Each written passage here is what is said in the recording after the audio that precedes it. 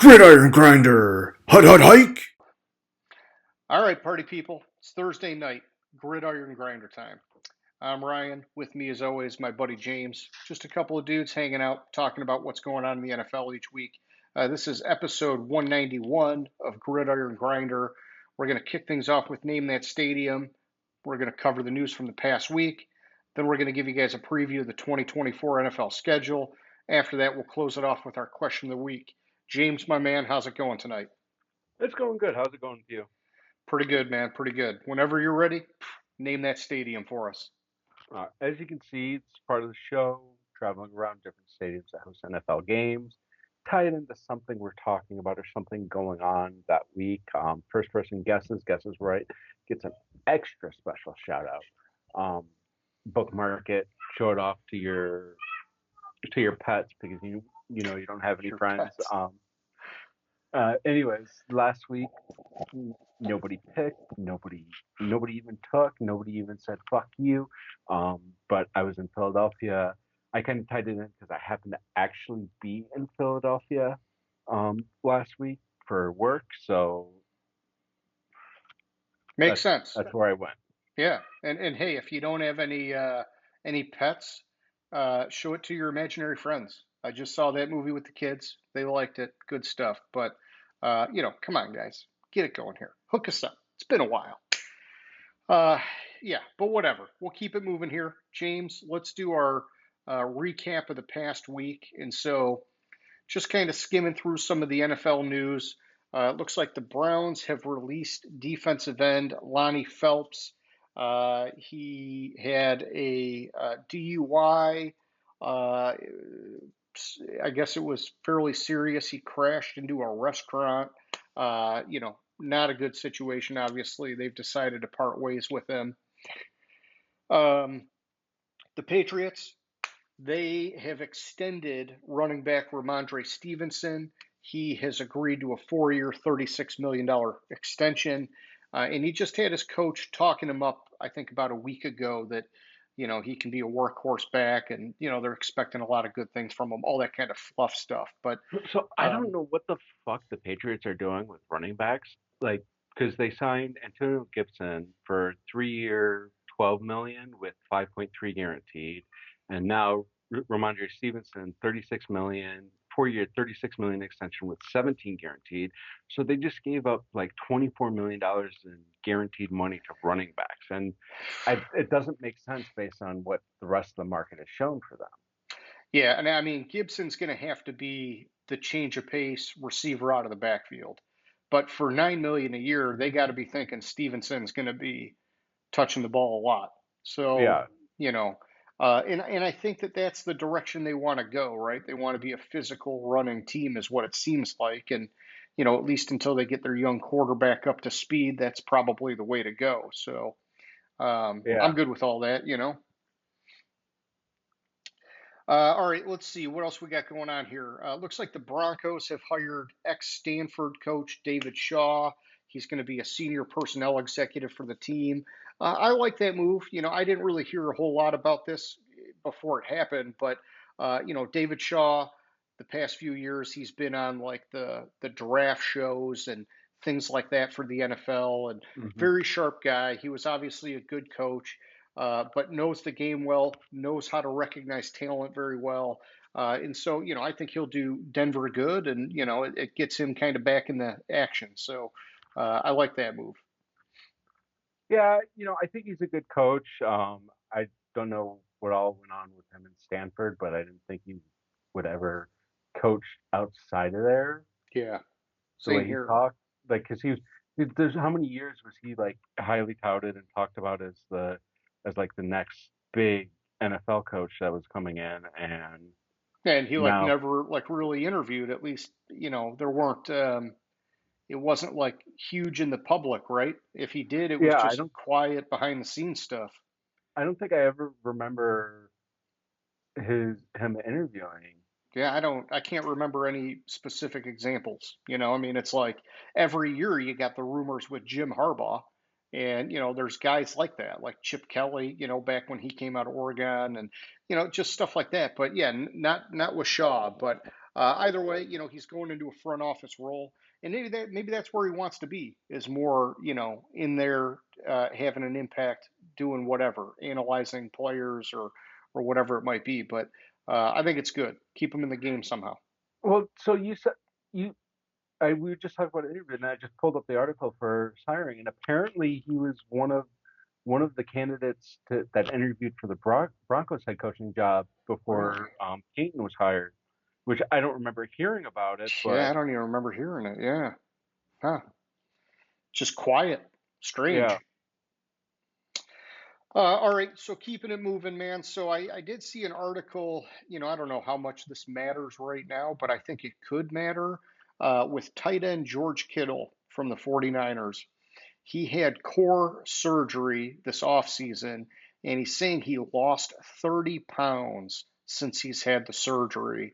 Um, and this is the kind of thing I normally probably wouldn't mention, except that for a guy like him, that's based on like his size and his strength, losing Hmm. 30 pounds is a lot. And so, and he's a big piece of that 49ers offense, which makes me wonder if he's going to, at least to start the year, have a little bit of catching up to do. And it's actually kind of a problem, right? Because a lot of times the players, they bulk up in the off season, and their goal is to try to not lose too much of it during the season, because it's hard to maintain it when you're playing games every week. But just something to keep an eye on. And it's probably, another thing that's like fantasy football relevant, which I know we're, getting to be, a month or two away from talking more and more about that. But I'd be hesitant with him, because he's always one of those like top three tight ends. A dude losing 30 pounds is huge. So just keep an eye out on that, man. Yeah, no, I missed that article this week, but I mean, I 100% agree with you. Like losing that much weight at tight end, it's kind of worrisome. He's gonna have to bulk back up. So Yeah, for sure. Yeah. And I mean, he's always been a physical tight end. That's kind of the problem. All right. So let's see what else we got here news wise. I don't know. I'm just skimming here. It looks like Matt Ryan, Arthur Blank being inducted into the Falcons Ring of Honor. So Whoop-de-doo. while you're scanning, Trevor Lawrence signed a massive extension with the Jaguars. Okay. A 5 year, um,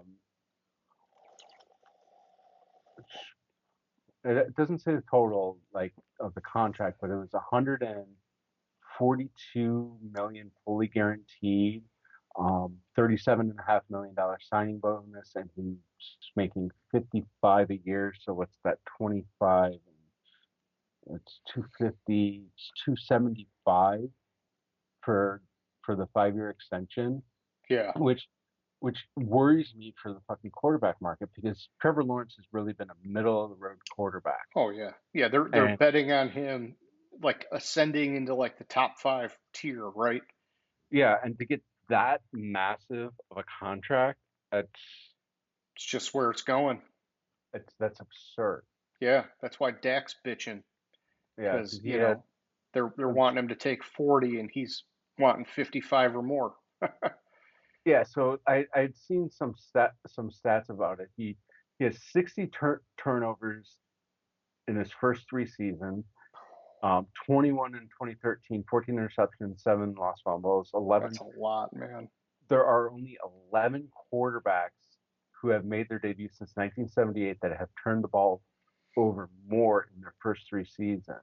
Um, Jeez. Yeah, because a couple of them normally are you Hall of do that Famers. much, you get benched. Yeah. So a couple of them are actually Hall of Famers though, and Okay. some good fucking ass quarterbacks.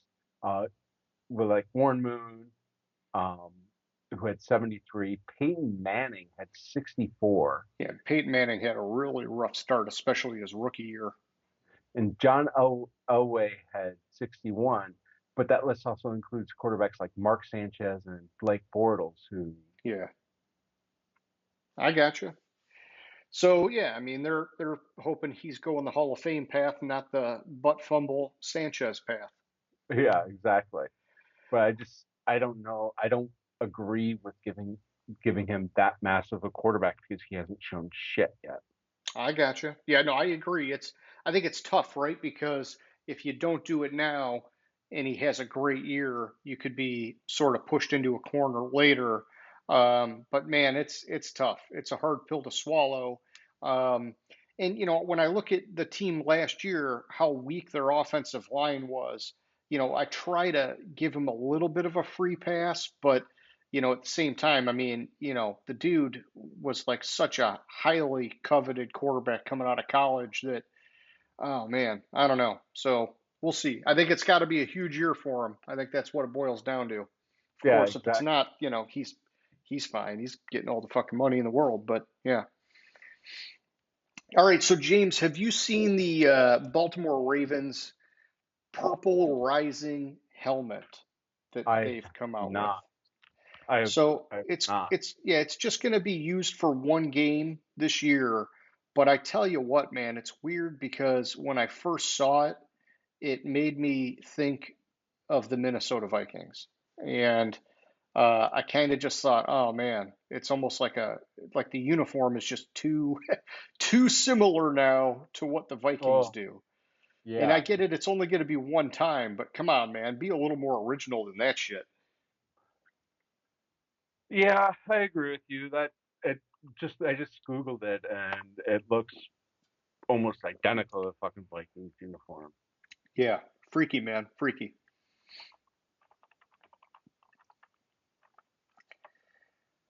All right, what else we got going on here? So I haven't seen it. I haven't seen it, but I saw this article about it. The Chiefs unveiled their championship rings, Oh yeah, I did and hear about that. Yeah, I didn't see the picture though, but I'm sure it's freaking sweet. they fucked up on it. What? So on the inside of the ring, it has the score of each of the postseason games, including the seed of each opponent. Okay. Miami was a 6 seed last year, but they have them listed on the ring as a 7 seed.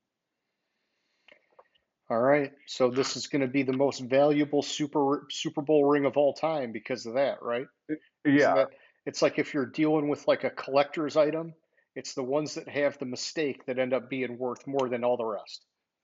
yeah. So it's just kind of like, how do you make that big of a fucking error? Yeah, and I mean, it just seems like okay, you fucked up, so now you got to go melt them all down and start over. Yeah, but they're not. They're just fucking Yeah, okay. yeah. Hey, whatever. We're human. We made a mistake. Deal with it. Oh man. Or you would think like, a jeweler could like correct that just one spot of the ring, you would think, but I mean, I don't know how all that works, I guess. So who knows? In fact, I want to look it up though while you're talking about it because I'm sure it's freaking sweet looking. Yeah, it kind of is. It's sweet looking. They're so freaking massive nowadays too. Yeah, and like so, like it opens up, and they have like a diagram of a fucking play they ran on like the lid, and but yeah, it's like on the inside of the ring. If you look at the pictures, it has KC 26-7, Miami 7, KC 27-24, Buffalo 2, KC 17-10, Baltimore 1. But how the fuck do you put a 7? And it looks like how it's like such a big engravement that it comes up black that would be impossible to fucking fix. Yeah, I'm You'd have trying to like to. fill it in and then redo it and Yeah, let me see. Let me see the pictures. I just clicked on images and it gave me all of them, so it was hard to kind of sift through. Let's see. Oh, oh, now you're gonna give me a video. I don't want the video. All right. No, you're showing me the wrong one again. What the heck?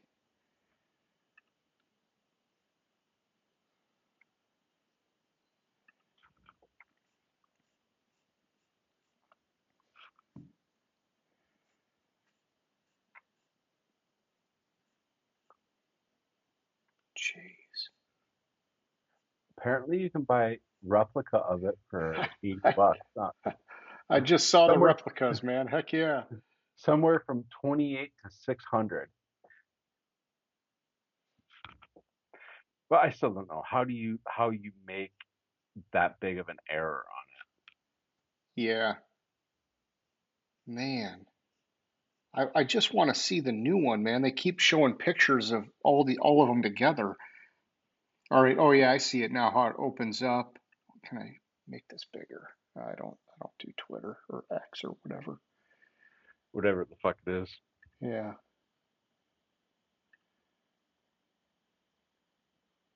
Man, that's a freaking sweet looking ring. Yeah. I mean, when the Lions win it, I'll get myself a replica. Yeah, exactly. When the Lions win it, we can get a fucking replica and fucking wear that shit out. But Oh, and I'll wear that shit all the time. fuck yeah. Which on the way home from Philly, I was wearing my Lions shirt, and like TSA guys like talking about, yeah, man, you guys should have gone to the Super Bowl. Your coach fucked you last year. What? Because of the Which, 49ers game? yeah, exactly. And it's like, I don't know if it was really, you could say that Yeah. he fucked us with that. Like, it was more the front office that fucked us over by not having a kicker that could fucking, Yeah, that was bad. Yeah, now everybody's getting crazy because we signed that UFL kicker. All right, I see the typo. It's on the inside of the ring, like where where it touches the finger, like that, yeah, not the part that opens up, but like underneath. exactly. I gotcha. Okay. God, that's fucking sweet looking. All right, I'll stop jizzing over their Super Bowl ring now. Okay, so back to the news, James. That was actually all I really had. If you wanted to keep digging, we could keep digging, man. I don't care. Just like, it looks like Kansas City, Kansas is trying to get the fucking Chiefs to jump ship and jump ship from Missouri and go to Kansas or some Hmm. shit like that. I saw like I half saw an article on it, like they approved some bill or something to try to lure them in. Huh. Okay. That's freaky. We'll give you tax credits. Come this way. I don't know what the fuck they're gonna do. I didn't really read the article. I just kind of saw it. Oh man, so I saw Calais Campbell sign with the Dolphins, and I love that guy, man. He's just a badass. But um, in an article I saw, man, I'm trying to. It probably was on NFL.com, but they were saying that he was their leader on the defensive line in quarterback pressures with like 43 or whatever it was, 40 something pressures. And then the next guy was like just a little bit behind him. And then the third guy was like way down, like, I don't know, it was like almost like single digit pressures. And him and the second guy are no longer on the Falcons. And they didn't draft an edge guy in the first round. It's like, Jesus, man, what are these guys doing? Ah, they're just hoping Kirk Cousins is going to win in shootouts every week, basically. So, yeah, we'll see about that. Yeah, I don't. Yeah, I mean, we beat them up pretty good because they've made some serious mistakes. Yeah. At least one. At least one. Uh, all right, that's all I had on the news, man. Are you seeing anything out there you want to hit on? No, just glancing through. I'm not seeing anything. No. Okay. Oh. The in-season version of Hard Knocks. I love the. I've never really watched the in-season version, but it's going to chronicle an entire division instead of just one team. Oh, yeah, I heard of that. Yeah. and it's going to be the AFC North that it's going to do whatever. I haven't Yeah. watched the in-season version, but Yeah, I haven't seen the in-season version. I did just like a week or so ago. I was watching the Pat McAfee show with they had J.J. Watt on there, and they were talking about Hard Knocks. And J.J. Watt was saying that he believed that it put the teams at a disadvantage that did Hard Knocks because I can see that. yeah, he was saying, the camera crews and everybody, they he said they do a pretty good job staying out of your way, but Hmm. that as a player or even a coach or whoever, no matter what, you're going to behave differently because they're watching. And he said that it even happens on the practice field where normally you might be working on like a particular part of your game that you want to get better at, but because you're not the greatest at it, you don't want to do that on camera because it's Uh, going to make you look worse than maybe you are. And so he was saying basically they'll just do like the flashiest, best moves they have because they know they're going to be on camera. And then it's like at the end of the off season, you basically wasted an entire off season not working on other parts of your game that you normally would have. And so mhm. I thought, man, that was interesting. I never heard it that way, but I guess it makes sense, especially if you're like maybe a fringe player. You're not going to do anything that might jeopardize your chances of making that roster, right? And so, if you're like on the bubble and you got like one good move, you're just going to do it all the time because you don't want the cameras to catch you looking like an idiot because then you're probably getting bounced out because now everybody's going to see it, right? So, Mhm. uh, I guess it just was interesting. I had not heard it that way before, but I liked getting that perspective on it. Yeah, that makes a lot of sense. Um, to me, that like you don't want to look like an idiot on fucking camera. So, Yeah. All right. What else you got, man? so two things I had. One was and where'd it go? Where'd it go? T. Higgins signed the franchise tag. So, Oh yeah. but it was this interesting article about like the timeline for like and sports betting because like we had kind of mentioned it, even though it's not football, um, for the NBA player Jonte Porter that was basically suspended for life because for Yeah. for what he was doing in gambling. Well, another player, a couple things happened over the last like few weeks where like a player in the Major League Baseball player got a lifetime ban.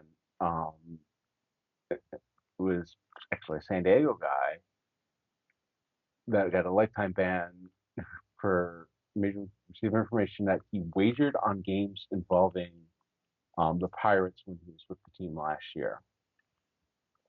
And then, like a week ago, Major League Baseball again disciplined an umpire for violating the league's gambling rules. He violated gambling, so the nature of the discipline is unknown.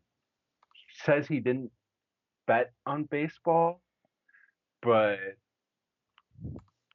either way, he hasn't umpired a game this year. But still, that's that's scary when Yeah. officials or umpires like, and it's probably happening more. But it's scary when shit like that comes out in the news because you start to wonder about, I don't know, the fucking Lions ineligible man downfield call and Oh yeah. That was such garbage. Yeah. like such obvious bad calls make you wonder where it's happening. Yeah. And man, yeah. I mean, the I'm not players. saying it was. I'm not saying that it was in that game, Yeah. but You're I'm you're just saying saying it it makes you feel uneasy creeps about it. Yeah. into your mind. Like, did is Did this we get is the game? shafted? Did Yeah. we get shafted because the ref? gambled on the bet on the game. Well, we did get shafted, but that's a whole different story. So with the players betting, it's like it's almost like if you're good enough to be a starter and have any real impact on the outcome of the game, you as a player should be smart enough to be like, I'm never going to bet and Hmm. jeopardize my chance of making this kind of money. And then if you're like third string and you're never going to touch the field, you might be tempted to do it, but at the same time, it's like, come on, yeah, you're going to know if maybe somebody's banged up or whatever else, but you yourself are not really probably going to have a lot of opportunity to like affect the game because you're barely going to play. But I still think 100% players should never gamble because they do have inside information. Hmm. It's like insider trading in the stock market. Hey, if you know you got a lawsuit coming or something like that, you can't just go dumping shares before the stock price tanks. It's like, Unless you're a member of Congress, but that's another story. yeah, yeah. Thank you, James. Where do you work again? No, I'm just, but for the refs, I know the NFL like screens the shit out of them, like looks at their finances, does Hmm. all sorts of crazy stuff to try to make sure that like they're not tainted in any kind of way, shape, or form.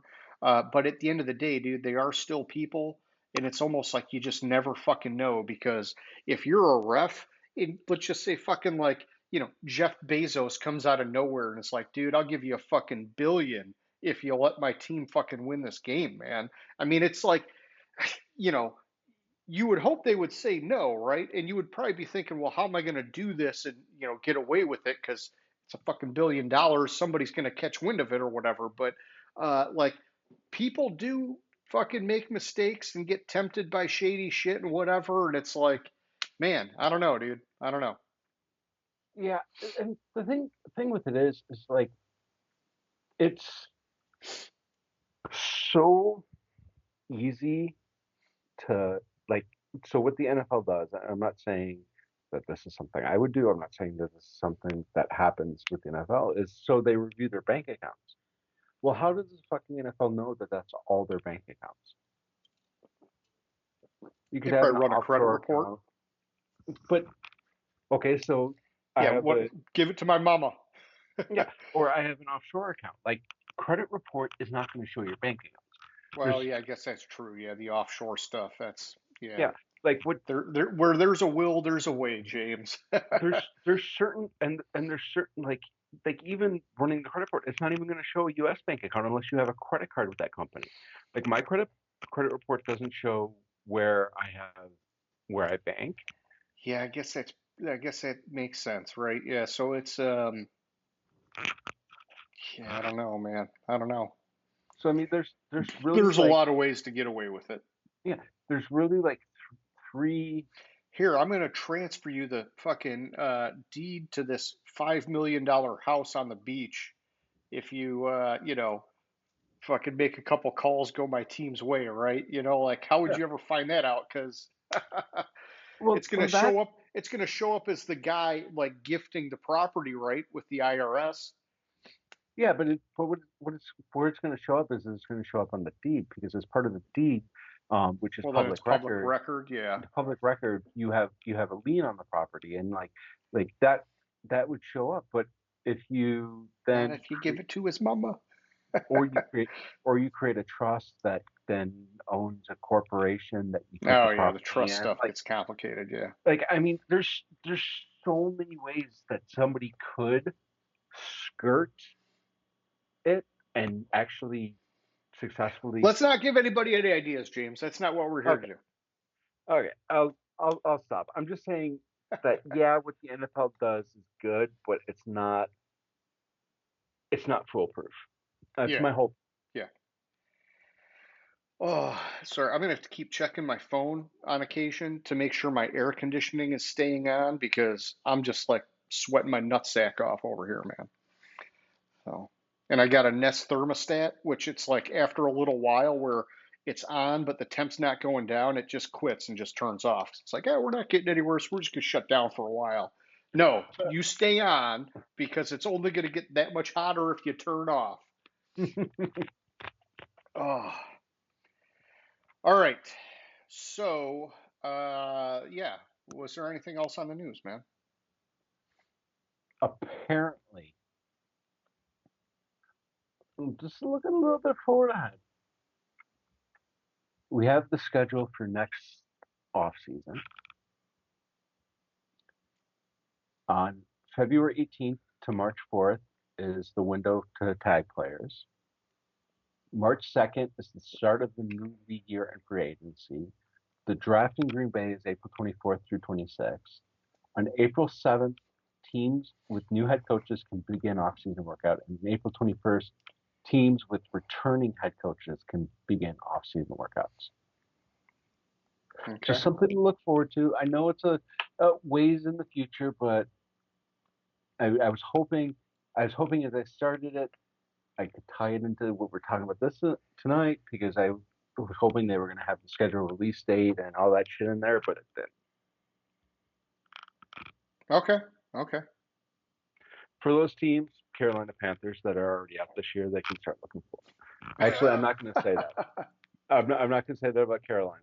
Yeah, and I do want to talk about that, James. And since you mentioned that, I'll just, like prep you now that the question of the week is going to be related to the primetime games and the team or teams that got snubbed on a primetime game. And, so we'll talk about that later. But, just giving you a heads up. So. Okay. Okay. All right. Well, I hope you got something else on the news because I'm about to get myself another beer and blow my nose. I'll be right back, my man. If you want to chat up on whatever, now's a good time to do it. All right. So we'll talk about it. It's just kind of a fun fluff piece, but apparently Eric Bieniemy had a rule that was listed as a strange rule during his time as offensive coordinator of the Commanders. And the rule was that players could not wear their hats backwards in the building, which is kind of odd. I don't I don't get what the deal is on it.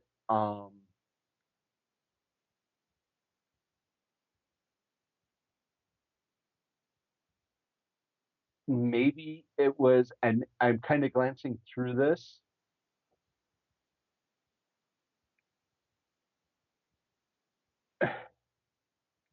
Maybe it's because Bieniemy didn't want players to wear their hat the same as him.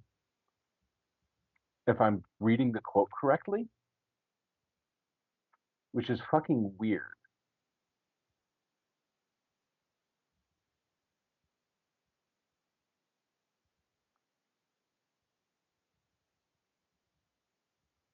I just don't get it.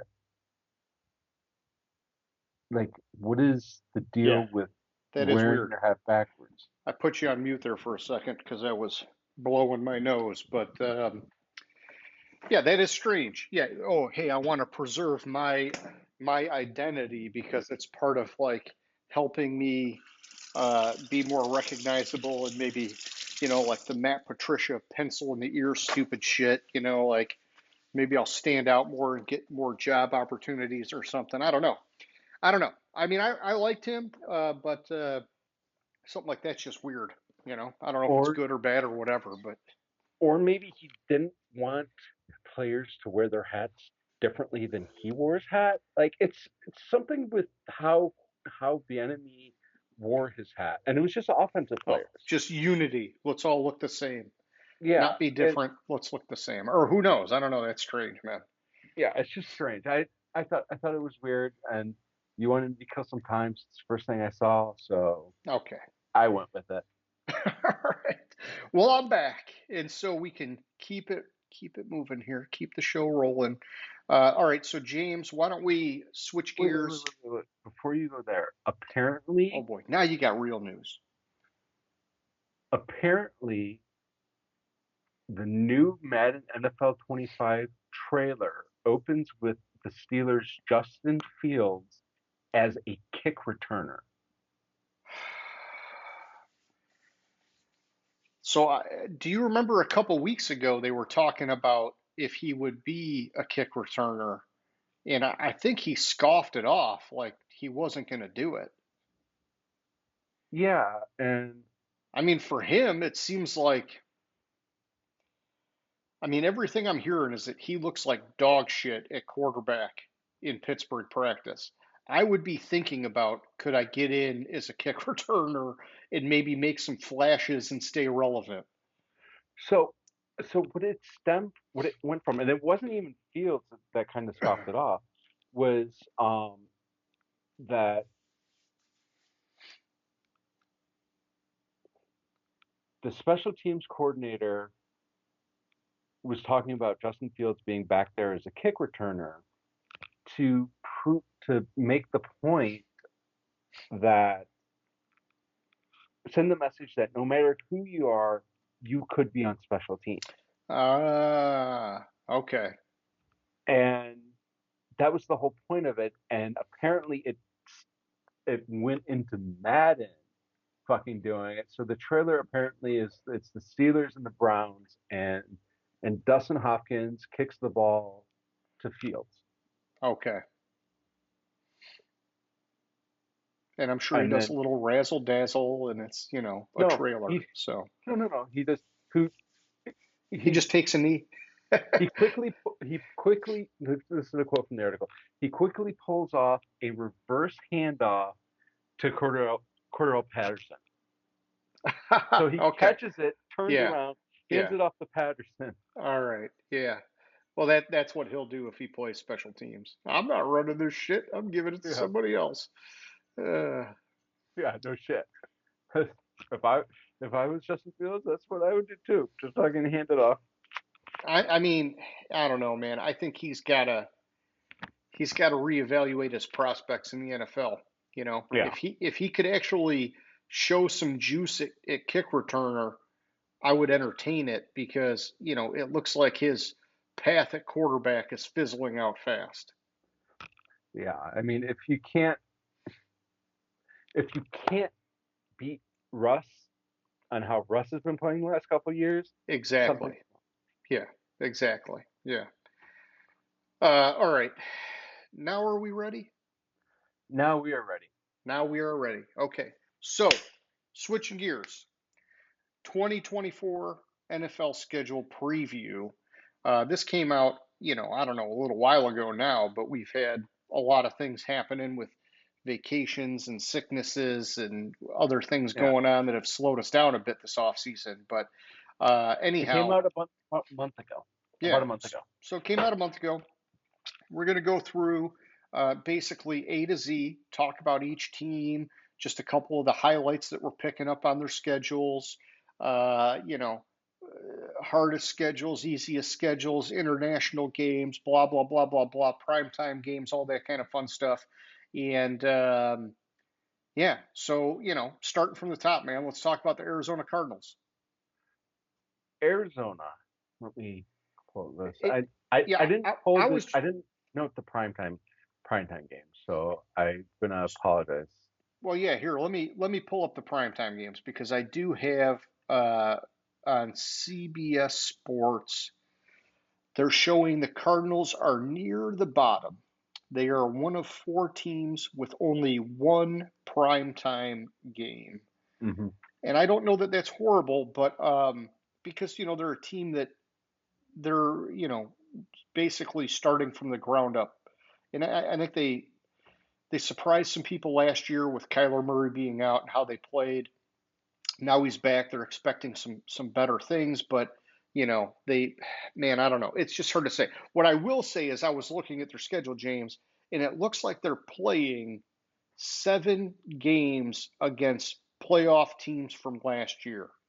And Hmm. some of those are But divisional games, so they're playing the team twice, right? But 7 out of 17 are against a playoff team from last season, which is, you know, in my opinion, a fairly tough slate.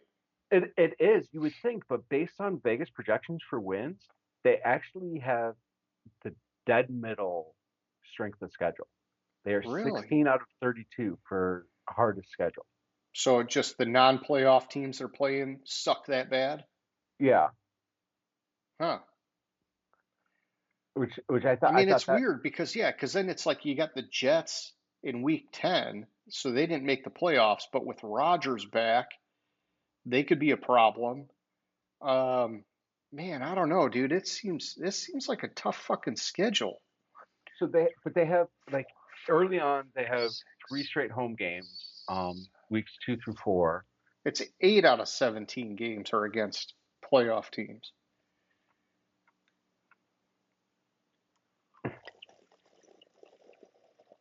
So I don't know. That's weird based on the projections because Yeah. they're I do middle of the like what road you're in saying though. travel. They're middle of the road based on the Vegas win totals. Yeah, I mean, I do like what you're saying though. They start 3 out of 4 at home, and so their first game's on the road, which sucks. But then they Hmm. got 3 in a row at home, which maybe helps them kind of set the tone, right? And so you can build a little bit of momentum hypothetically, and then you go a couple road games, and it gets kind of mixed up from there. But starting 3 out of 4 at home's not too bad. That's good for a lot of teams.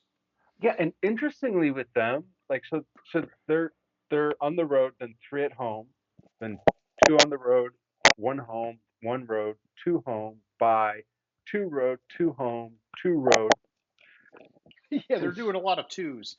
yeah, and it's like so their road games, like okay, so they have at San Francisco and at Green Bay, which those are like kind of opposite ends. And like Seattle, Minnesota is not really theoretically that far. It's kind of far. Their road games are like opposite sides of the country, actually. Yeah. Like, so it's like if they can't just like go to, like for instance, they play Chicago and then the Jets at home. They can't. If it was split, then it was the road. They could go to Chicago and then continue the next week, and go to like Ohio or something, and then go to New York. I got you. Yeah, so I'm just looking here, trying to find their one. Okay, their one primetime game is Week 7 against the Chargers, but it's a home game for them. They don't have any international games. Um, yeah, it's weird that it would be middle of the road with that many playoff teams, man. Yeah, so I don't know what's going on with the Bay. I'm pulling this from articles and other stuff. I didn't actually go and compute it based on Yeah, I the mean Vegas. when I look at the sharp football analysis, they are not in the bottom 5 or the top 5 for hardest or easiest schedule. And so, yeah, they must be, floating somewhere in the middle there somewhere. So if you go scroll down further or scroll up on the sharp football analysis, Oh yeah, and look at it. Oh yeah, they're 16, man. So yeah, they're in the they're red, but 16. they're not. I mean, 16 is like right in the middle, man. Yeah. Huh. Well, I mean, hey, let's see how it goes for them. I don't know. I guess we'll find out. Let's see as we keep going through teams and how many of them have a bunch of playoff teams they're playing and things like that, and or quirky things. But um, on paper, to me, it looks fairly tough for Arizona. Yeah, it looks fairly tough for Arizona, but It's that on one game against Carolina in Week 16 that they're like, they got an easy schedule. They're playing the Panthers. It's one game. It's one game. Or maybe they're dogging Minnesota hard, because like look at all these other teams, man. Fucking like I said, the Jets, the fucking Dolphins, the so Chargers, the yeah, Packers. maybe it's like Washington, the Bears, the Yeah, Jets, and Carolina drag it down. yeah, because they're going off of last year's record, right? Yeah, for Vegas, for the Yeah, most, Vegas is doing whatever based yeah. on last I year's mean, I would success. expect Chicago to be a lot better. I would expect Washington to be a lot better. Minnesota, I think, is going the wrong way, my opinion. But man, so many of these teams just look like they're going to be tough. I could see Mhm. them literally, I could see them losing one, two, three, five, six, seven. I could see them easily losing six out of their first seven. Maybe they get by on Washington. Yeah, that's about where. Maybe even seven out of their Well, first eight, man.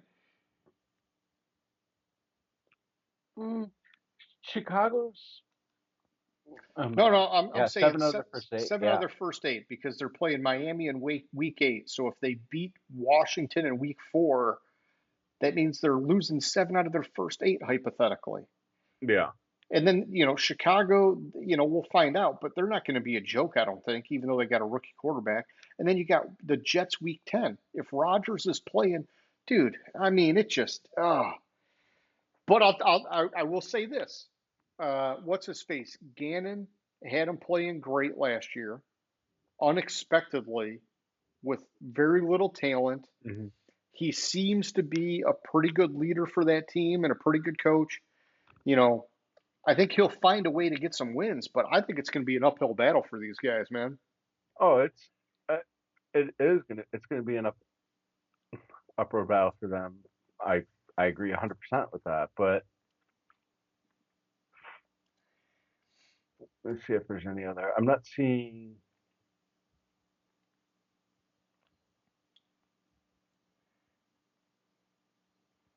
anything.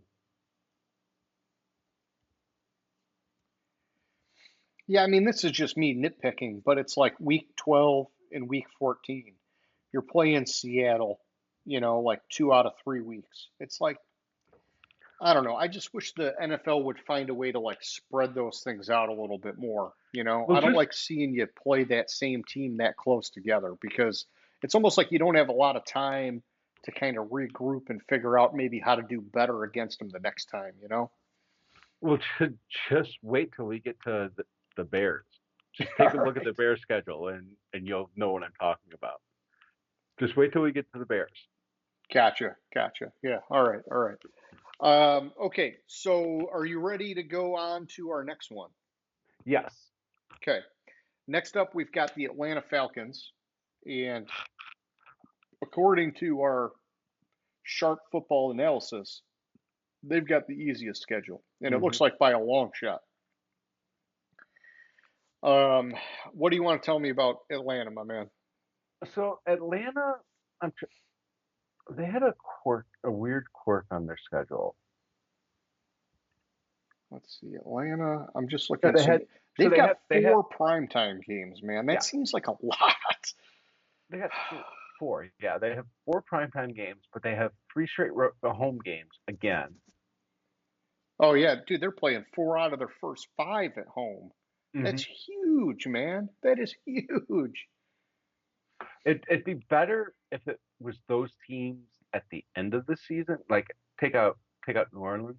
Like it would be better if they played Pittsburgh, um, Kansas City at the end of the season at home because it's a bigger advantage because Pittsburgh, Kansas City could be cold that time of year. That's true. Yep. But I mean they I think just the fact that you got four out of your first five at home gives you, an advantage in terms of potentially building momentum and getting some hype because you've got your home field helping you that many times in the first third of the season. yeah. And they also they basically wrap up divisional play by week 10. They only have one division game after week 10. Yeah, see, that's another one, man. I don't know. It's weird that it's not more evenly dispersed. But I get it. Putting the schedule together is a complicated thing, and you Uh, know, we'll put a pin on that. Wait till we get to Chicago. all right. Okay, so no international games. Somehow they got four primetime games, and they've got the It's easiest it's schedule but apparently. the, but So that's the 4 primetime games is actually a disadvantage to them with Cousins in primetime. Yeah, thank you for pointing that out. Yeah, yeah. So that takes him down a notch. All right. And hey, I don't know. I hope it's not the case, but it seems like it's statistically an issue. All right. So next up, we got Baltimore, our first playoff team from this past year, and Baltimore. Let's see, where are they at in our sharp football? So they've got one of the harder schedules, showing them as the fourth hardest schedule here, James. Hmm. Fourth hardest schedule. They have They 5 primetime games, which is legit, which I mean you would expect for Baltimore, right? so No their international games. That's okay. their weird quirk is the rest differential. So They're, playing teams off a bye versus oh yeah, they're one of these teams that I don't. Man, this is another weird part of the schedule. You got bye weeks going until week 14. Man, it's just so late. yeah, so I'm looking for the note on it. Like they play like the worst rest differential is San Francisco, which is minus 22 days of rest, Okay. where Baltimore is plus 16. So what do you mean by that? So so like for instance, and I'll do it in terms of San Francisco. San Francisco plays like 3 teams in a row that are coming off a bye. So Oh shit. instead of one Yeah. week of rest, instead of 7 days of rest, the team they're playing has 14 days of rest. Yeah, So that's which a what puts them at a disadvantage. Yeah. puts them at a rest at a 7 day different rest deficit. And So Baltimore's the other way you're saying, where yeah, they've got Baltimore's a flip huge it. advantage, is what it They have sounds a like. huge advantage where they have 16 extra days of rest over the season than the rest of their opponents. Okay. And I'm just glancing. This first bye week is what, week 5? I don't think Baltimore plays anybody coming off a bye. Okay. Well, to have that kind of a rest benefit, it seems like they wouldn't, right? Yeah, just glancing at it, like I don't see them playing anybody that's coming off a bye at all. And they have people coming off of like they play.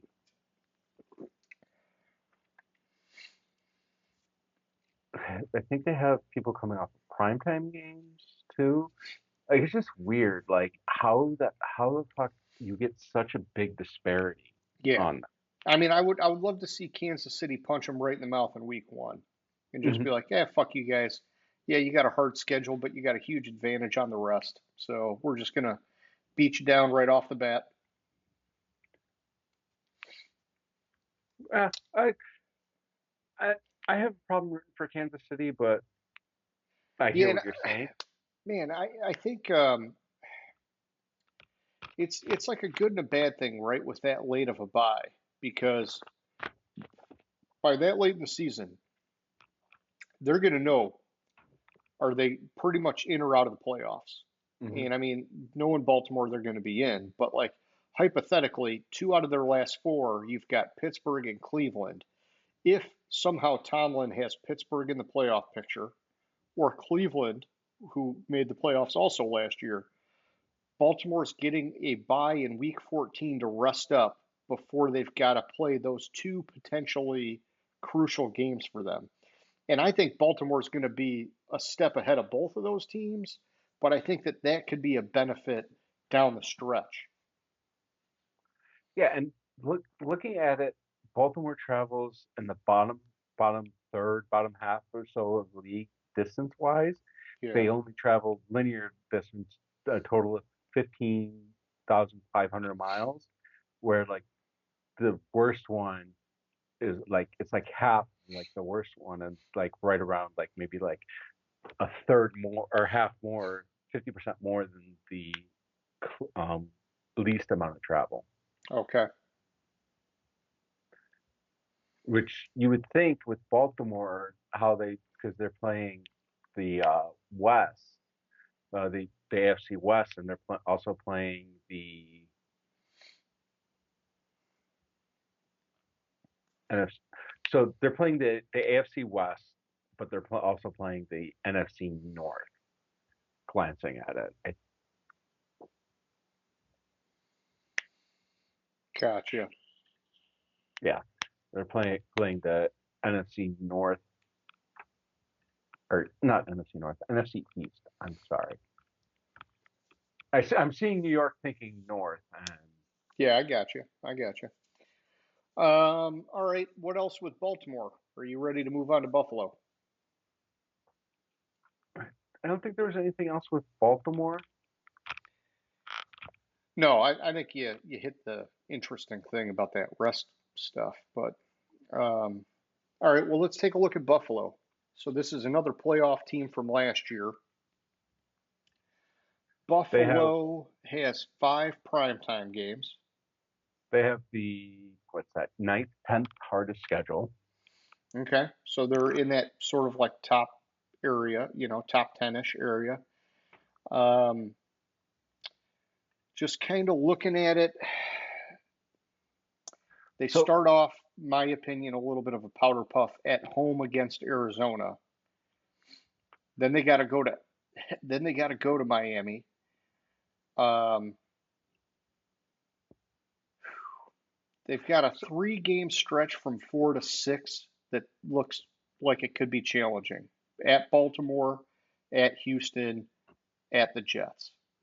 yeah, and but with that 3-game stretch,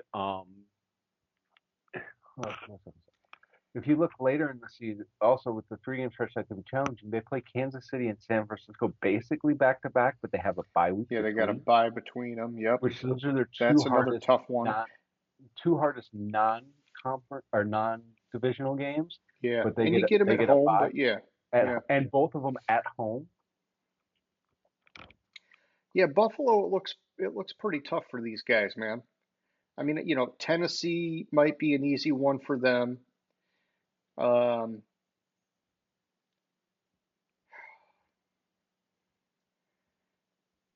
yeah, New England maybe on the easier, and they play New England twice, so maybe that's a little bit easier for them.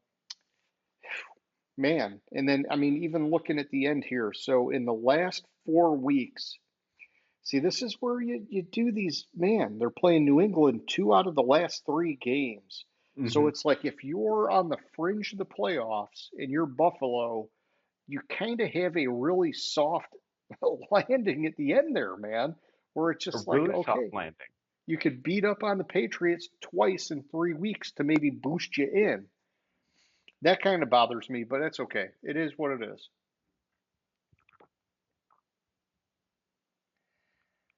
Let's see what else Anything they else sticking out for you on these guys? They don't have any international games, you know. have 5 prime time. Yeah, they're a primetime team. They're gonna while Josh Allen is there, they're gonna get 5 plus probably every 4 or 5 plus every year. Hmm. So you ready to move on to my surprise playoff team? Are you fucking kidding me? I'm not kidding you. Oh my God! All right, I'm just gonna sit back and let you talk. All right. We have the Carolina Panthers. I'm not going to go much into this because you gave me the window into the question of the week. Have no primetime games, but one international game. They have the two, three, four, six, six, 10th easiest schedule on there. Yep. I'm not going to touch the primetime games, but they have not really that hard of a road schedule.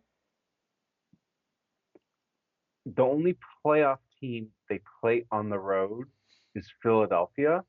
Oh yeah, you're right. Their road slate's pretty fucking easy. Holy shit. Um, they, I mean, their road games, well, maybe Vegas, depending on what's going on there, but they play at Chicago, which we'll get to Chicago in a minute. But um, at Washington, at Denver, at Tampa Bay and Atlanta and New Orleans. They have to play at So they there. got 5 out of 18 are against playoff teams. 2 of them are Tampa Bay, right? Yeah, So, 5 out of 18 playoff teams. 2 of them are Tampa Bay. They're international. They play an international game in Germany against the Giants, which is, and then they come off a bye and play Kansas City at home though. yeah, and they're still going to get their shit pushed in, but that's okay. Yeah, they play Dallas at home, which we all know Dallas and playing on the road. They play Cincinnati at home. Like the league did Yeah, them all sorts of favors, and it's not really the league. The scheduling formula did them yeah, all sorts of but favors it does seem with the like road games. it does seem like they got a bit of a powder puff schedule. Yeah, So, now here's the thing: if they're in the playoff hunt, their last 2 games are on the road, and hmm their last 2 games are divisional games, and so I think that could be a bit of a challenge. But it's also one of those things where it's like, okay, if you're ready to step up and be a playoff team, this is how you sort of build some swagger, beat those 2 teams on the road to lock yourself in. I don't think they're making the playoffs, but I like your bold prediction. And I'll think about it now that you've said it, because I think next week we're doing our super early record predictions. and I mean, it during is a soft during schedule, so four question of the week, I will elaborate on why I think they're a playoff team this year. sure. Um, I've I kind mean, of hit Cincinnati's in here. Cincinnati should be a playoff team this year. So you add Cincinnati. one there. But yeah, I mean, they do have a pretty fucking soft schedule, man. And this is another one that's weird because they're saying it's number 10, so the 10th easiest. I would think it would be higher than that because this looks really soft, especially And when you talk about their road games. They got like the easiest road game slate you can get, man. mhm. All right. I'm good on Carolina. I want to hear the schedule quirk you're talking about with Chicago, man. What am I missing here? Chicago's first 10 games of the season are non-divisional.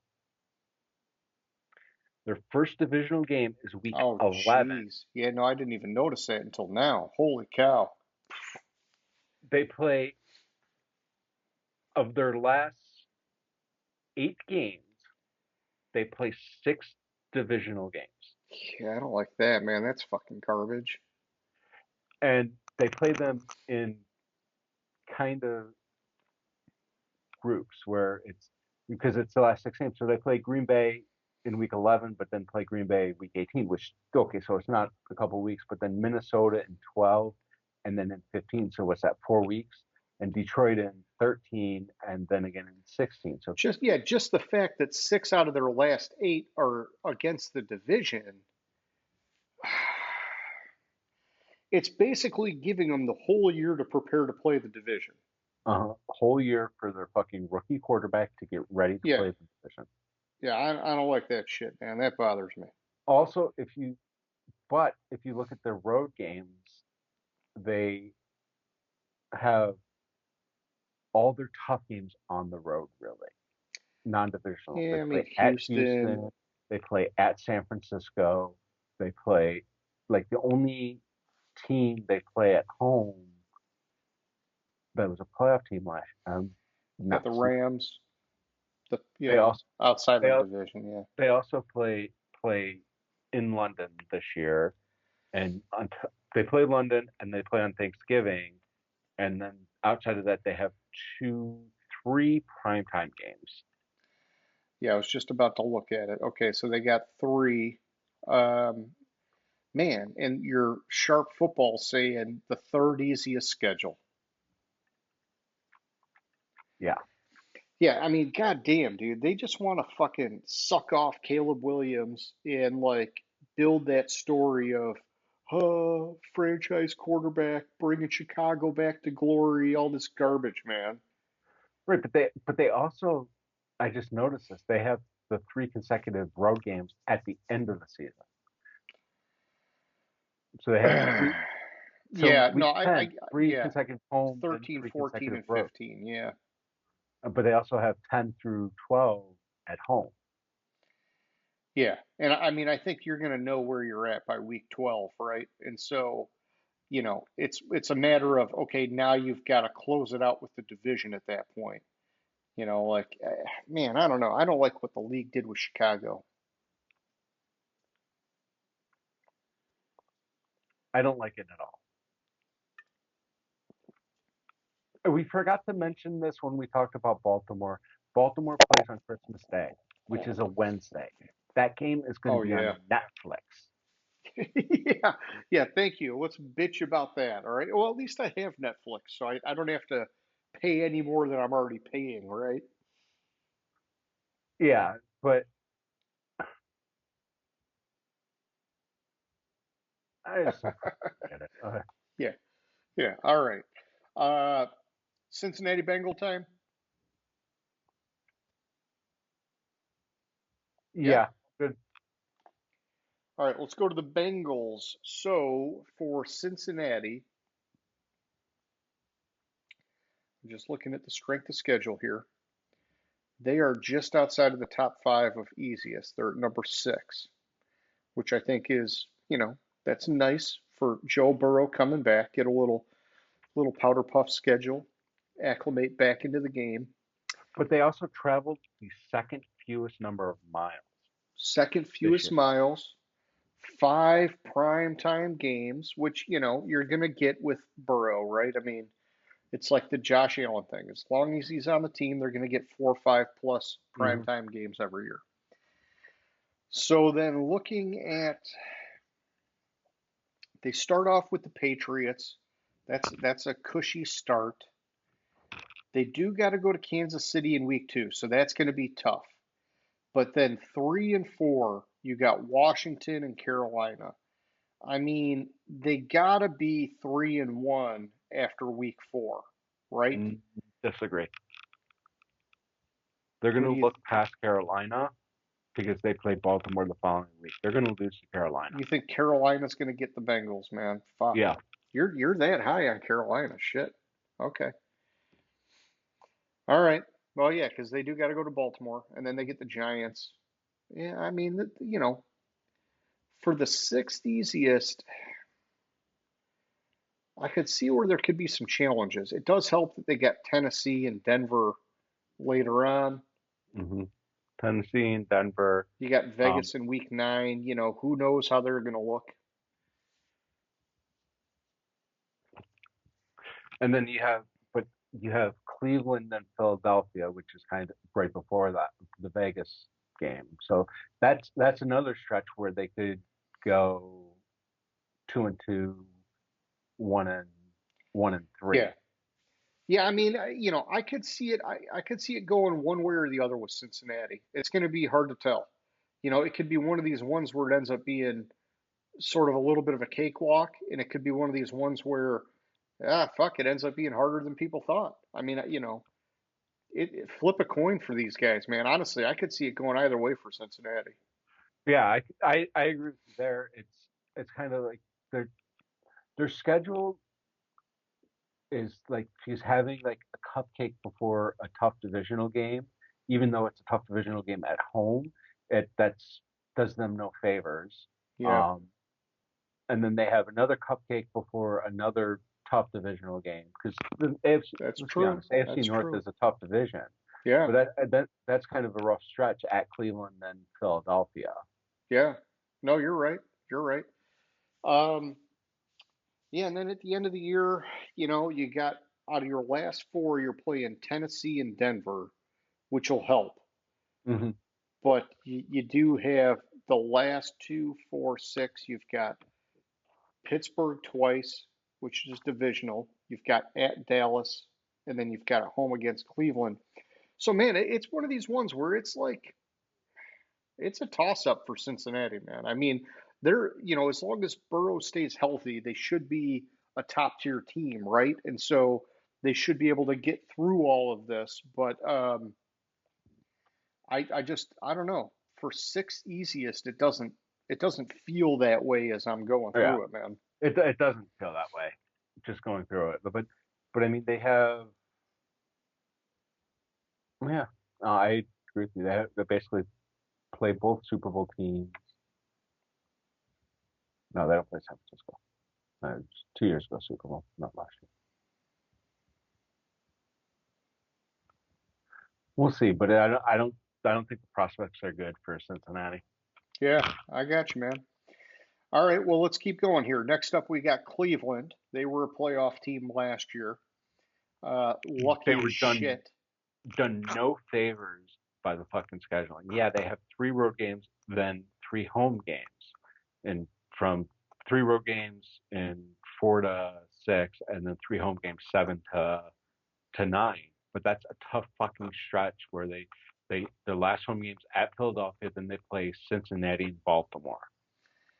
All right, yeah. So, yeah, I'm looking at it. Their third hardest schedule, 4 primetime games, nothing international. But,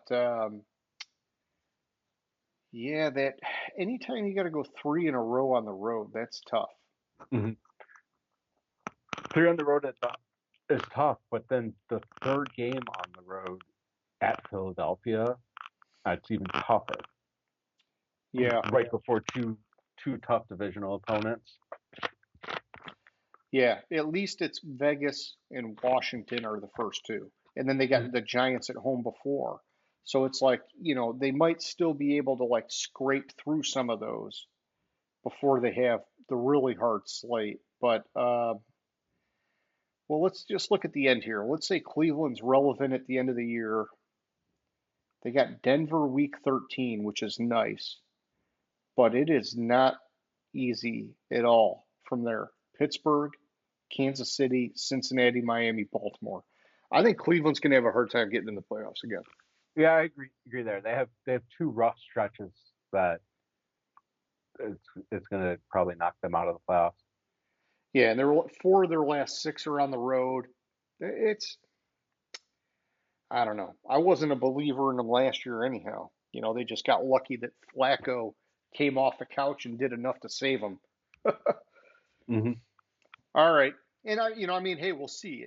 Some of it for them is going to depend on Nick Chubb too, right? I mean, if he comes back, I think a lot of people are expecting him to maybe miss the start of the year or be very slow to start the year. But by that last stretch, you could have freaking prime form Nick Chubb and he could run your way into the playoffs. I'm not going to expect it, but who knows? All right, next up we got the Dallas Cowboys, my man. Dallas, All right, let's yeah. just address something on the fucking Dallas Cowboys. Why the fuck does Detroit always play at Dallas? Why do they not play Dallas at home? Ever. That's a good question. That's a good question. This is like the 4th or the 5th year in a row they played at Dallas when they played the 4th or 5th time in a row they played at Dallas when they played Dallas.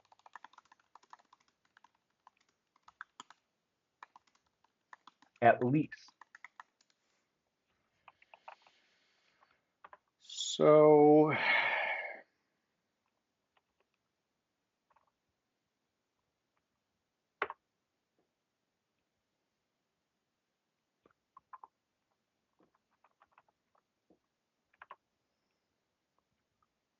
I don't know. I was trying to look it up, but it's not.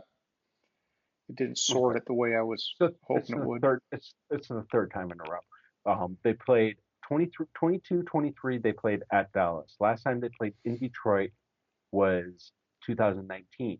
2018 they played in Dallas. 2016 they played in Dallas. 2015 they played in Dallas. Yeah, that does seem a little messed up, man.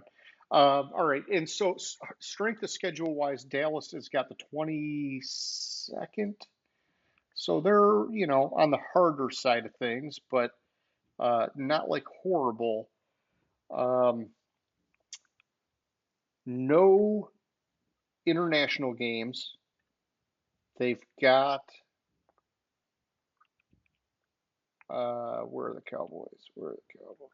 So they How have many primetime games? Where am I? three, well, 1, 2, 3. Oh, they got fucking fucking 6 primetime games. What They the have fuck, 6 man? primetime games.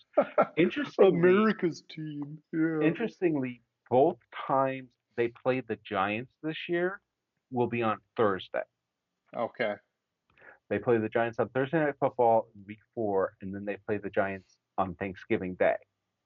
Gotcha. All right. Um.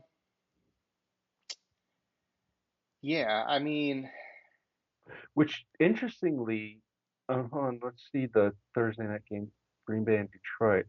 So this is going to be the first time in a while that the following week's Thursday night game at the week after Thanksgiving doesn't pit two teams that played on Thanksgiving. okay. No, no, never mind. I found it. Green Bay plays Miami on Thanksgiving. Okay, Gotcha. my, All my right. bad, my bad. So Yeah. I mean, dude, this is, in my opinion, is just garbage. They're playing the NFC South. Okay, mhm. and they got 6 fucking primetime games. Dude, this is for them saying that they've got the 22nd hardest schedule. You're playing the NFC South, man. This But is not. you're also playing the AFC North, and you have to play San Francisco. I don't know, man. I think if you're the Dallas Cowboys and you're supposed to be a legit playoff team, they're gonna get a couple hard teams and they're gonna get a couple easy teams. I mean, it's just not. I don't know. It doesn't seem like that tough of a schedule to me. Mm. It doesn't. On paper, looking at it, doesn't. Like I can, like the AFC North, basically, I think they're assuming a rebound for Cincinnati. Yeah. They Yeah, I also, mean, I could see that being a hang up, and you're right. I mean, I could see, um, Baltimore's going to be tough, but they should be able to beat Pittsburgh. They should be able to beat Cleveland. I don't know, dude. It just seems like San Francisco's tough. Detroit, it's tough, but you get them at home.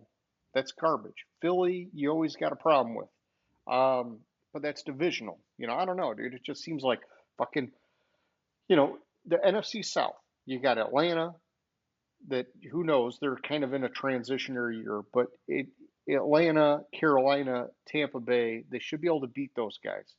And then you've got the weaker part of your own division with Washington and the Giants, man. I mean, it just, I don't know. It doesn't seem, Dallas doesn't seem that hard to me. And honestly, it seems like they shouldn't be getting 6 primetime games with that easy of a schedule, in my opinion. right. I'm going to take the other Devil's side, advocate side, yeah. devil's advocate side. So first primetime games at the Giants. That's always a tough matchup. Then the following week they play on Sunday night at Pittsburgh, who is supposed to be a good team. Supposedly they're going to highlight the Russell Wilson bullshit. But then their next primetime games at San Francisco. Yeah, That's that's a legit primetime a game. legit primetime game. Then The their first next two, I one's think, are Houston. suspect. First two are suspect, but after that, like San Francisco, Houston, both those make sense. Yep. Matchup of playoff teams from last year. Cincinnati, matchup of playoff team from last year. Tampa Bay, matchup of playoff team Well, from last year. Cincinnati didn't make the playoffs, but I know what you mean. They should be a playoff So team. they should be a playoff team. My fault. But also interestingly, they play on Thanksgiving and then they play on Monday night. So they have 11 days off Okay. before that Cincinnati game. Yeah, I don't know. I think the schedule makers love Dallas because they're America's team, and just my opinion. Yeah. I mean, I do. I guess I like that Dak is, he's riding out his contract, so the pressure's on. They got to win, or they got to go bye bye. So, yeah. And by the way, Pat McAfee said, "Watch out for Bill Belichick landing in Dallas after this season." So, Really? Interesting. All right, you ready to move on to Denver? yeah, I want to pause on that. So, his opinion on Belichick not getting a job this year was more about Belichick not openly interviewing with teams like he could have. Mm. He was saying that, basically I think this was his thought.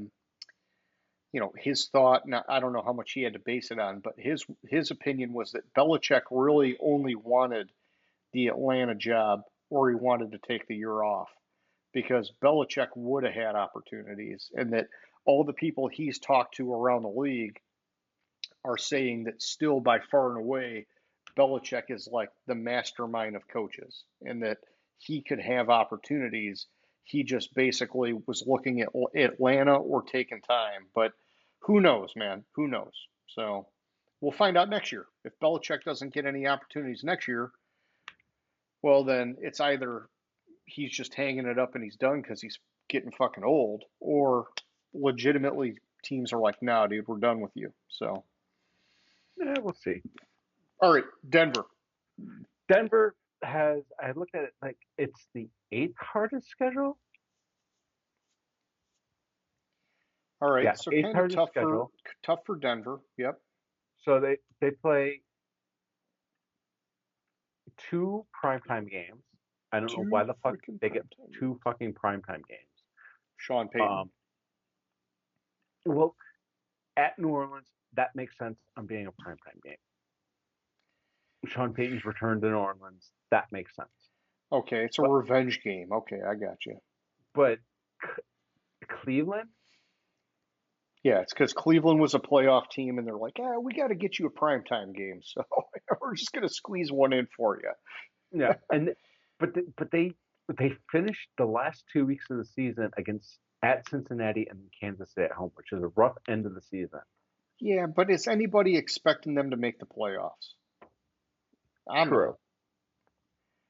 No, and I mean, yeah, two out of three of the last ones are on the road. They got a late bye week. This is where it's tough for them, right? Because when you're a team that's trying to sort of like build from the ground up and get better from being shitty, I think you want to have a bye week either in the middle or earlier on, right? So that Hmm. you can like pause and learn a few things and get healthy. For them, by the time week 14 rolls around, they're done, dude. They're Yeah. they're already going to be like so far out of the playoff race it doesn't matter. No, that's what I they have week 14 is the last week of buys, and Denver happens to have a bye in week 14, which it's no favors by the schedule makers for them. Yeah, and they're not going to play playoff upset finishing with Cincinnati or Kansas City. So, Yeah. I man, it's tough. I feel like I got like a negative bias on Denver just because I'm not expecting much out of them, right? So um, I don't know where's the plus side for them.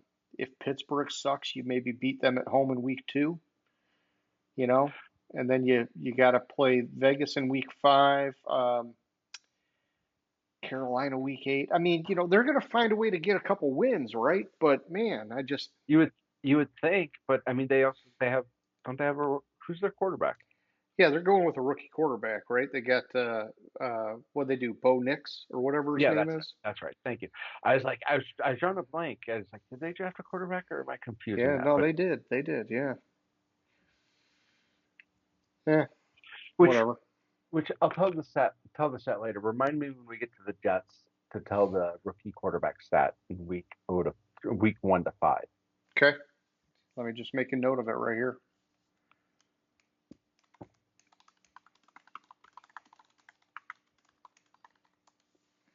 Okay. Next up, James, we got the Lions, unless you would Yes. like to save them for Let's the just go end. to the Lions. They opened the season Sunday night at Former home. playoff team, by the way. I have to announce that because I've been announcing it for all the playoff teams. This is not a Detroit specific thing. They have 5 primetime games, 6 games in a window of exclusivity. They have start off primetime on Sunday Night Football with the Rams at home, 2 home games, and then they have a couple stretches with two back-to-back road games. They have, according to the 21st easiest schedule in the league. Hardest. No, Or I mean, yeah, 21st easiest. Yeah, so like 21st 11th, easiest. 12th hardest, whatever. Yeah. Yeah. So they're playing 8 out of 17 against a playoff team from last year. hmm And and you could, And I mean, wow, it's that sounds, juicy, right? All the teams that they played in the playoffs, they're playing, yeah, and they're getting Dallas. So I mean, and they they're have they're that annoying like twice against Chicago in 4 weeks at the end of the season. yep. I don't dig that, but I mean, for Detroit, it's going to be like show that you can beat all these teams again, basically. Yeah, and 4 of their last 6 games are divisional games, with the 2 non-divisional games being Buffalo and at San Francisco. Yeah, two fucking tough non-divisional games. At least Buffalo's home, which will be Which home. makes it that much more important that they win the divisional games. Yeah, exactly. Yeah, because I don't think it's like a cakewalk for Detroit to make the playoffs again. I think they got a fucking bullseye on their backs, and this is not like they're not skating through the schedule, man. Yeah, they in 13 to 15 they have 3 straight home games, which Yeah, will be and see, helpful going in. yeah, and see with the bye week here, this is one that pisses me off. They got a week 5 bye. For them, I would like to see it be middle or later because they're a Mhm. playoff team. Like they don't need that early bye to like recalibrate, man. I I agree with you there. I don't like. I mean, trying to glance I where. mean, it helps that they're coming off the bye at Dallas because it's like, okay, at least you're rested playing on the road against the Cowboys. Yeah, which should be helpful, but I agree with you. I don't like that early bye.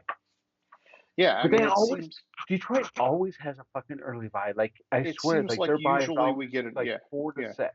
and I think it's because we get shit on, dude, by the schedule makers every year. It's like, if I don't know, it just seems like the good teams usually get like a mid or a later season bye. And it's like the crappy teams or the teams that are rebuilding get the early ones. And so it just I don't know, dude. And I'm not sure how this one ties into historically my gut feel of that, but it's that's just how I feel. So They also travel 9th fewest amount of miles across the league, which is good. Um, Interestingly, they don't play outdoors. oh well, that's good for golf, right? They don't play no, no, they don't play outdoors until week 9 at Green Bay. Oh, until it gets colder. Well, that's not Then horrible, but so they only play 3 games on in outdoor fields this year. They play yeah, week 9 at Green Bay, they play week 16 at Soldier Field, and they play week 17 at San Francisco. yeah. So that's probably good for our quarterback, right? hmm Okay, I'm all right with that. Good on Detroit.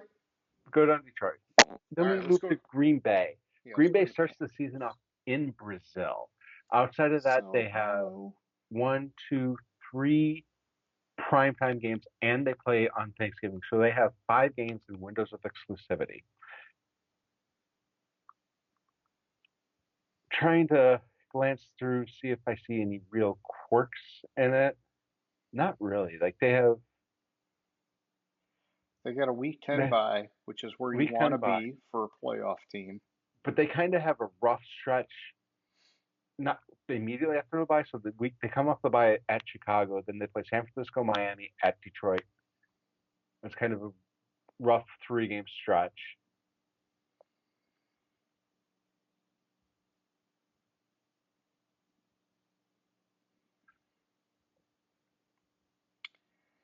I don't know. I think Green Bay's got an all right schedule. I don't think it's horrible. I think it's I mean, where are they on the schedule list? They got They are 19. yeah, I mean that looks about right to me. They're like middle of the road based off Mhm. of what I'm seeing. Oh, thing I forgot to mention was Chicago. It just clicked in my head that it was Chicago, not Green Bay. Is they played their first three games against the fucking AFC South. Oh yeah. uh, which, I mean Houston's rising up, right? And then Indy Houston's rising up. surprised last year. Indy surprised last year, but it's against the South. Four of their first six games are against the AFC South, Yeah. I mean, yeah, that's and throw Carolina in there as well. the Like, league is trying so hard for Chicago to just make the playoffs this year. yeah,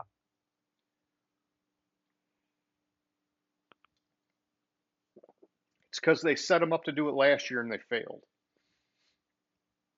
All right, so where are we at? Houston? yeah. Houston, which has six primetime games. Yeah, and they've got a harder schedule, man. They do. They have their schedule is 26. 26.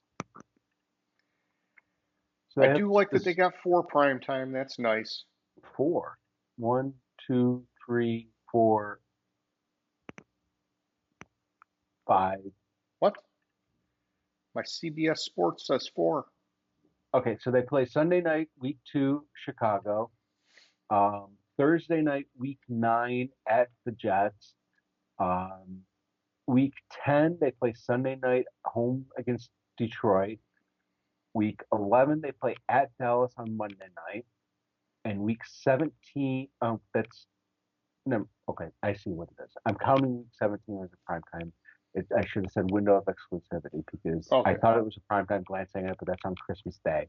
And then, so they have one, two, three, four, five, 6 games in windows of exclusivity Gotcha. Okay.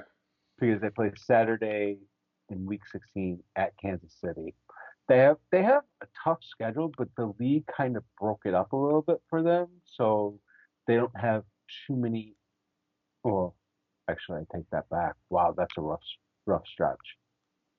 We coming off a bye, Miami at Kansas City, Yeah. Baltimore. Yeah, I mean, it's tough, man, because nobody was expecting Houston to do what they did last year. And I think that this schedule is like you're either legit or you need another year to build up. And man, they might need another year to build up. Yeah, especially with Indy. Indy looking at Indy's schedule, which is next. Indy has the one primetime game. I would agree with you there. Indy's Yeah, schedule a lot easier than their schedule. It looks on paper. Yeah, Indy has the seventh easiest schedule this year. yeah. I mean, it's just tough, man. I mean, their softer games are divisional, and then you got to hope Minnesota sucks. Jacksonville, well, Jacksonville's divisional, but it's like New England. Oh man, I mean, well, they do. I don't know, man. I mean, it's a mixed bag, because they finished with Tennessee, but it's like their tough games are tough fucking games. Detroit, Miami, Kansas City, Baltimore, Buffalo. I mean, it's like they got to win every game that's not a tough game. Like no doubt, hands down.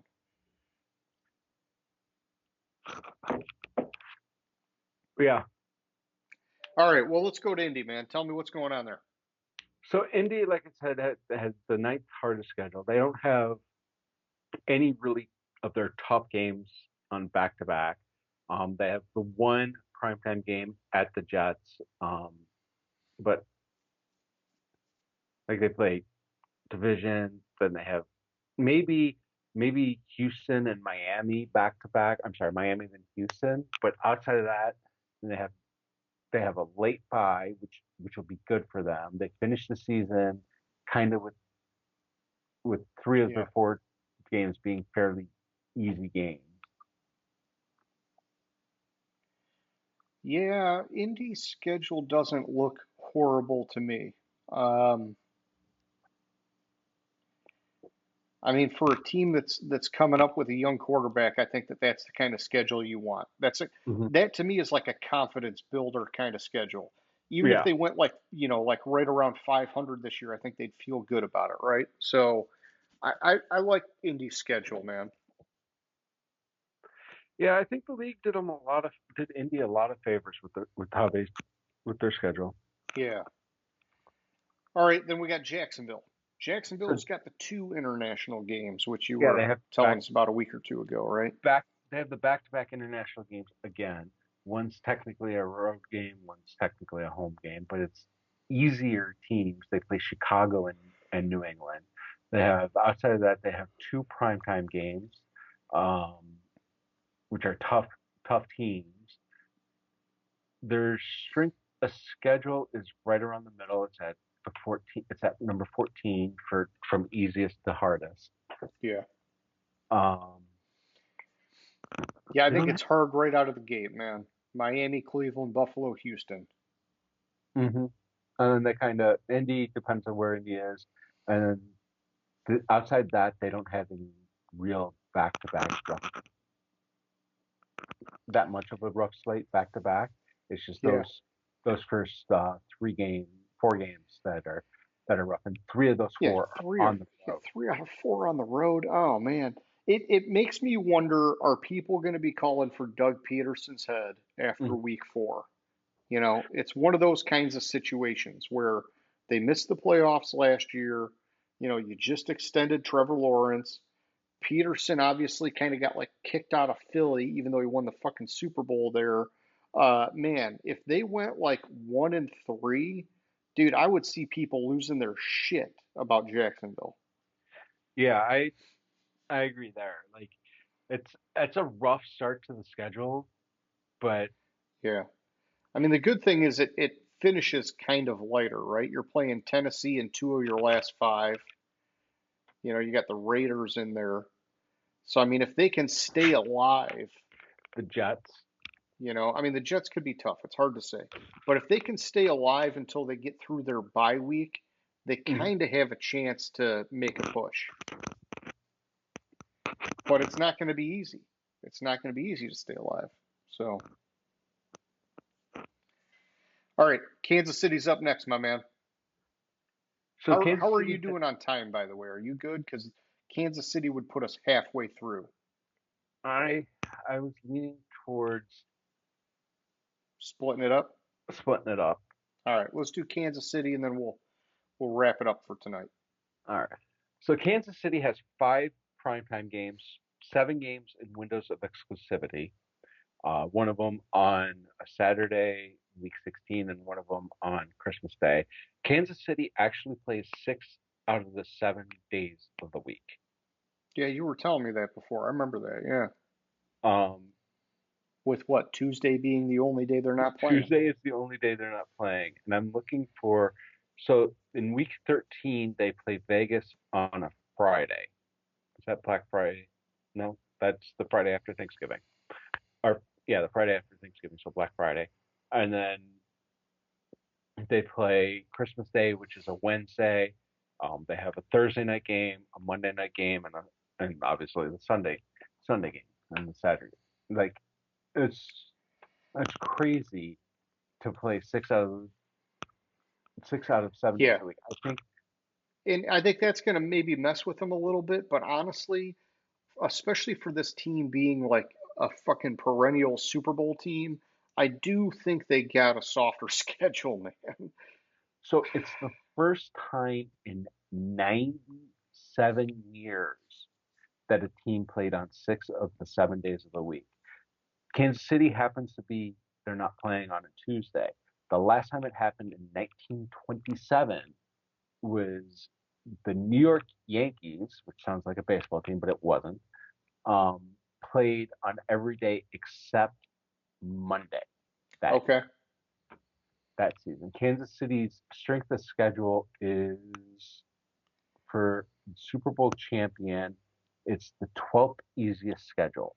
I know, but just like pointing at the teams, man. I mean, you've got This Atlanta, you've got Atlanta the Chargers, which, Chargers, who knows how they're going to be in the first year with Harbaugh. You've got the Saints, you've, Carolina, Denver Carolina, you've twice. got Denver at the end of the year. Or I mean, you got Denver twice because they're a divisional team, but like it just seems like a soft schedule to me for a Super Bowl team, man. And I get it, they got some hard games. You got Baltimore, you got Cincy. Okay, that's great. You got San Fran, you got Buffalo. Right, but you have San Fran coming off a bye, and Andy Reid is like Yeah, basically undefeated coming off a bye. and that's Now kind of it, right? One, two, three, Buffalo, 4 games, man.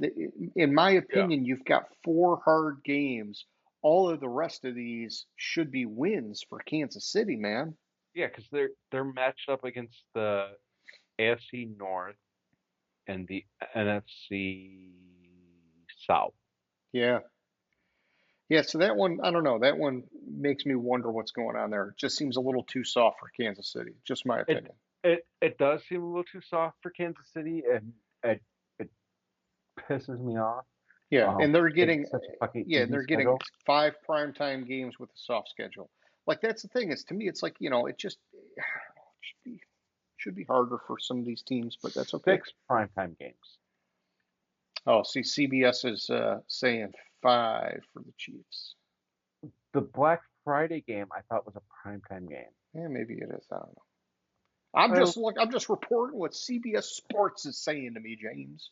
I'm gonna look up the time. It is oh, it is not a primetime game. I thought Black Friday was primetime, but no, it's a noon game. Okay, Noon Pacific, so that's 3 me. 3 Eastern. Yeah. All right. Well, so you want to split it in half? We'll do the next half next week, so we can do our question of the week and close it down here. That sounds good to me. All right. Yeah, I mean, this is taking a while, so that's fine. So, yeah, for question of the week, it was related to the Carolina Panthers. When I was looking back at our notes from last year, there were 4 teams last year that did not get a primetime game, and Houston was one of them. I don't know if maybe they got flexed, but They did. originally, They got yeah, flexed.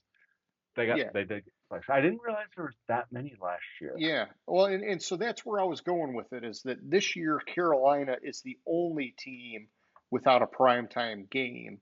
And I wanted your opinion on whether or not maybe Houston's random success had something to do with that, where the league maybe said, you know what? Everybody should get a little something because you just never know if they're going to be good. Okay, so this is what I'm gonna say about Carolina. Yes.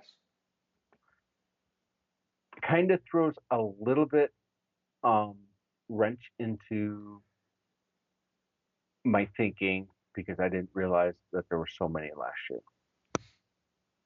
Last year, Houston didn't have a primetime game. They won the division. 2 years ago, Detroit didn't have a primetime game, had one game in window exclusivity, almost made the playoffs. You look at Carolina's schedule, and it is 10th easiest schedule in the league. They have the easiest division by far in the league. Outside the division, if you look at their schedule, they play all of their tough games, all of their hard games at home, non-divisional, besides Philadelphia. Yep. They play Cincinnati at home. They play Kansas City at home, coming off a bye. They play at Philadelphia. They play Dallas at home. How their schedule lines up, especially with the beginning of the season, you have New Orleans, who's kind of middle of the road. They could start the season 3-0 easily. I don't know about Cincinnati. Then at Chicago's rookie quarterback, Atlanta at home, at Washington, at Denver. They could legitimately start the season 7-1. Drinking some Panthers Legitimately. Kool-Aid, man. But I mean, hey, it could happen. You never know. They're I'm not there with 7-1, you, six at and least six not and right two. now. But Okay, let's and so then you think it was wrong for the league to not give them a primetime game? Let me ask no, you that. Okay. no. I don't think that it was wrong for the league not to give them a primetime game because you don't know with them and they don't have so the I mean, week but if you're the league and you're thinking maybe they could bust out, you would give them at right, least one or two, right? right. But when you look at the teams, they're tough games. They're playing Cincinnati in week 4. The primetime game is Buffalo and Baltimore. They're playing. They have the window exclusivity against the Giants, and maybe week 12 you could say, but that's too late in the Yeah. season for it because Kansas City Yeah, and I mean, at I guess week 10 is an international game, right? So it's kind of like, oh, you're getting, a little something special, even though it's not prime time. right, but week 12 the primetime game so week the Cincinnati is Buffalo, Baltimore, the Giants, Dallas, and Seattle and Detroit. Those are the primetime games. Week Kansas City in week 12, it's the Chargers in Baltimore, Philadelphia and the Rams, and Cleveland and Pittsburgh are the primetime games. Week 14, when they play at Philadelphia, the primetime games are Dallas, Cincinnati, Green Bay, Detroit, and the Chargers in Kansas City.